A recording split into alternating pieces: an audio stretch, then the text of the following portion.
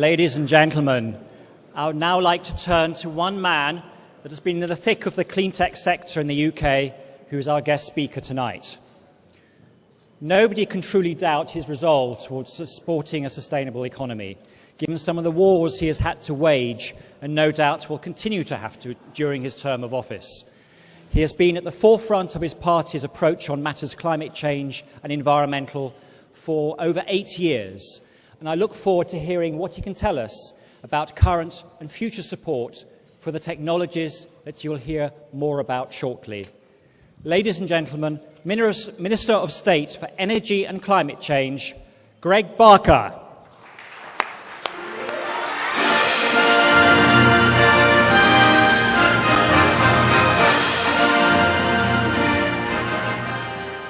Thank you. I can't remember when I had a musical introduction and not had to sing. That's great. Thank you very much. Well, good evening, ladies and gentlemen. It's a very great pleasure to be with you for these prestigious and important awards, and I'm very grateful for the opportunity to join you. I'm sorry that I was a little bit late and unable to be here earlier in the evening. As I was explaining to Clive, I have an additional job that David Cameron gave me last year, which, in addition to being Minister for Energy and Climate Change, I'm also the Minister for Business Engagement with India. And today was the Indian National Day and a big reception at India House that I had to attend before coming here. So I'm very grateful for your patience and forbearance. When I was there, in the absolutely crowded room, I was reminded of a story that I heard about George Brown, who was a minister in a Labour government in the late 1960s, before any of us were born. And he was famous for enjoying a drink or two and was very, very social. He arrived at a reception much like I've been to tonight, and heard the band strike up a rather charming dance, and plucked up at courage and walked across to this lovely girl wearing a very striking long crimson dress, and asked her to dance. And she looked at him and said, "Mr. Brown, Minister, I'm not going to dance with you for 3 reasons. First, I never dance with drunk men, even if they're ministers. Secondly, this is not a waltz, it's the Colombian national anthem. And thirdly, I'm the papal nuncio." Really? Sorry about the corny joke, but I had to have a soft lead-in. Because what I want to tell you tonight is quite a tough message. The green economy is being tested, like every other sector of the economy, and I think we are at a crossroads. The green economy really started to get off the ground during the life of the last Labour government, during what we now fondly look back at the good times. I was very lucky. I went to the Arctic Circle with David Cameron back in 2006. Was there alongside him on that famous Husky ride, looking at the melting ice caps. And we were seized with a sense of urgency and a sense of genuine commitment to doing something about the climate change agenda. And David Cameron, to his credit, really helped force climate change to the top of the political agenda at Westminster. And that was one of the reasons that I think encouraged the last Labour government, to their credit, to pass the Climate Change Act. But since those heady days, the global economy, and particularly the economy here in the UK, has taken a massive downturn, and we live in very different, rather more austere times. And many people question the role of the green economy in such times and ask whether or not this is something that we can really support, sustain, financially endure, and shouldn't we really just hunker down? Well, you won't be surprised to know that I have a very clear and resolute answer to that, that no, absolutely not, that the clean economy represents the future, not the past, and it's other parts of the economy that need to readjust to the new realities of a competitive global economy in the 21st century. But there are 4 reasons why I think the UK has reason, despite the tough economic times, to be confident that it can face the future with a degree of optimism. Structural reasons why we really should regard ourselves as low carbon leaders and take advantage of the opportunities in the global economy that affords. And those reasons are fourfold. Firstly, our geography. We are an island and are blessed with an extraordinary renewable energy resource, partly because of the seas, wind and wave that we have around us means that we are going to become the offshore wind equivalent of Saudi Arabia. Our ability to, in due course, to tap not just offshore wind, but wave and tidal power in due course. One of the things that I'm very proud of personally in government is that I have been able to institute marine energy parks, which are fostering a whole range of new technologies down in the southwest and up in the waters off the north coast of Scotland, where the UK actually has a real leadership role globally in developing new technologies of different types to capture energy from wave and tidal power. But also, onshore wind, a whole range of different things that make the UK actually a powerhouse for renewable energy. Secondly, our intellectual capital.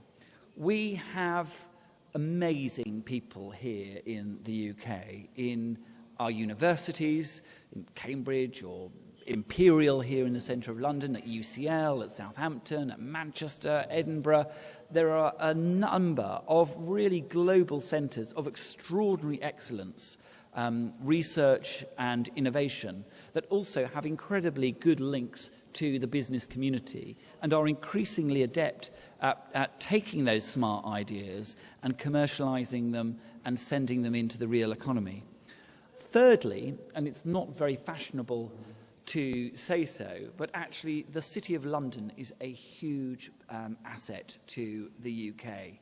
And if we can use our genius for creating new financial products, not to support subprime mortgages in North America, but to support the innovators, the entrepreneurs, the new businesses here in the UK, and find innovative new ways to support new products, new markets, then we really do have a global advantage. And our ambition for the city goes further. We don't just want it to finance and invest in the low-carbon economy here. I want the City of London to be the global go-to capital market for green investment. And that is increasingly what is happening. There was more money raised out of London last year for global low-carbon investment than any other financial centre in the world. And we need to support and encourage that because those are the growth markets of the future. So we have that intellectual capital, financial capital, and we have, I think, probably our most important thing, which is our human capital. We have in the UK phenomenal entrepreneurs. We have a fantastic workforce, far more flexible and up for change than many of the far more structurally rigid economies in continental Europe. It's not just that we have bosses who are prepared to take risks, but increasingly we have people right the way through the economy and through companies large and small that are also prepared to follow them and take those risks and move jobs and be more mobile and upskill, not just at the beginning of their career, but halfway through, take advantage of the opportunities of a changing economy. And, that can be daunting and that can be scary, but we've got to find more ways to support those people who are prepared to adapt to the new challenges and new changes of a dynamic economy. And there is no more dynamic part of the British economy than the low-carbon goods and services sector that has clean tech at its heart.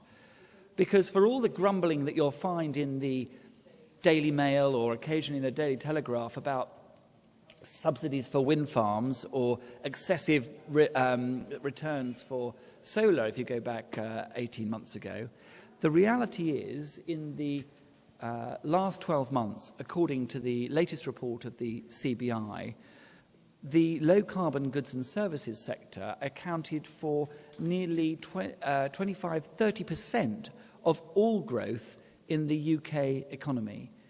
All growth in the UK economy. That is a phenomenal statistic. The sector grew by just under 5% year on year. That is amazing when you look at what else is happening in the economy around us. And it is not just fuelled by subsidies. Actually, the CBI also forecast that the low-carbon goods and services sector is exporting at such a rate and is going to continue to export at such a rate that by 2015 it will be responsible for halving the UK trade deficit. That is because it's not just expanding here in the UK, but is an increasingly attractive, important global market. And we need to make sure that we have a piece of that. So there are a lot of things that we need to do to keep that growth going. And this government, this coalition government, is absolutely committed to partnership with the private sector to make sure that we do that. Now, that doesn't just mean throwing money at favourite projects or loading more subsidy into a particular sector or technology. The reality is, in a cash-constrained world where we're grappling with the biggest deficit of modern times and trying to bring the public finances back under control is the #1 priority of the government. That means that the green sector has to tighten its belt as well. That means it is right that we ask everyone to commercialise sooner, to make less go further, that we ask those with a commercial proposition to scale up faster, to be leaner as well as greener. And if, like me, you believe fundamentally and passionately in the business opportunities that there are in the low-carbon sector, then that should be a challenge that you're up for.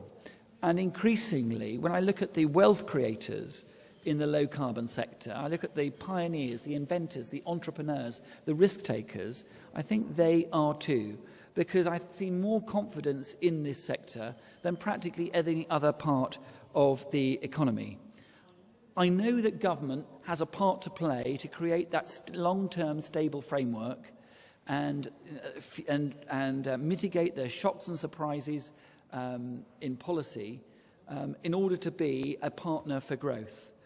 And while we had to make some adjustments and changes when we came in, we're absolutely committed to supporting with a long-term stable framework this sector. And that is why we're currently passing through the House of Commons the first reform of the energy markets for 20 years. Not because there's any diminution in our ambition to decarbonise the electricity sector, but because we're determined to put in place the financial architecture that will ensure that the UK becomes a place that's attractive for long-term growth, making an attractive investment home for new companies, but also offering a good deal to consumers, not overburdening taxpayers, not overburdening other parts of the economy. Because if you do that, then you know that the framework you put in place really is sustainable for the long term. But the green sector, as I believe Clive was saying earlier, is about a lot more than just renewable energy, and certainly a lot more than just one or two large technologies within that sector. And I think this is where the green narrative out of this government is going to start to change.